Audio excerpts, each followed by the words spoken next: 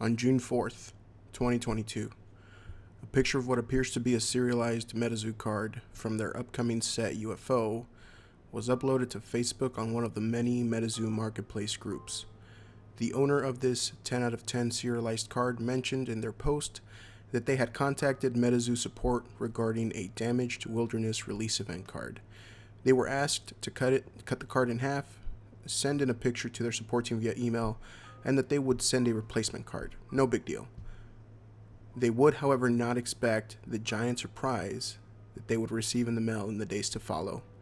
This was that replacement card received. This is the Gowrow. Hello and welcome back to Collectible Stonks, and welcome to a new Metazoo video series that I have been meaning to make for quite some time. Before I begin, consider hitting that subscribe button for more content like this, and if you enjoyed this video, leave a like. It helps out a lot in growing the small community that we are growing here. And without further ado, welcome to Cryptid Chronicles. Today we will be looking at the history of this magnificent creature, the Gowrow. The Gowrow was first mentioned in an article written by Albert Smithy for the Arkansas Gazette, who allegedly heard this story from a businessman from Little Rock, Arkansas, by the name of William Miller. Miller went on to tell Smithy that while traveling in the Ozarks, he had encountered a horrible monster known to them as the Gowrow. This monster would go around slaughtering many different animals, livestock, and even some pets. You see, this is how it was given the name Gowrow, because while hunting his prey at night, you could hear a horrible and screeching noise emitting from this creature. Eventually, Miller decided to form a hunting party of sorts to track down the Gowrow. This eventually led them to the Gowrow's lair hidden in a cave. And in this cave, the hunting party could see many skeletons from all the animals it had hunted up to this point, and even more terrifying, some human remains. At this point, the party decides to wait in this death-filled cave to try and ambush the Gowrow, and they succeeded. The hunting party waited patiently until finally they heard the Gowrow emerge from the nearby lake. And as this giant monstrosity emerged, the earth shaked with every step it took towards its lair.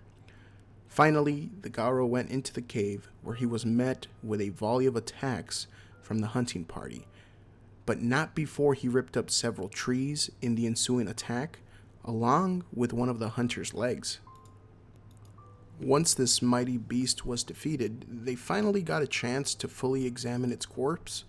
They found that this creature was 20 feet in length with two big tusks, large webbed feet with claws, some short horns running along its back, and a long, thin tail with what appeared to be a blade-like structure at the end. William Miller at this point claimed to have sent off its body to the Smithsonian Museum found in Washington, D.C., but the carcass of this creature mysteriously never made it to Washington. Now, one of the editors of the Gazette at the time, a Mr. Fred W. Alsop, dismissed this entire story as nothing but a great fake without foundation. Regardless of what Fred thought, an Ozark folklore collector by the name of Vance Randolph revealed some new details about the supposed Gowrow. Randolph had good reason to believe that the Gowrow was being reported by other people as far back as the early 1880s.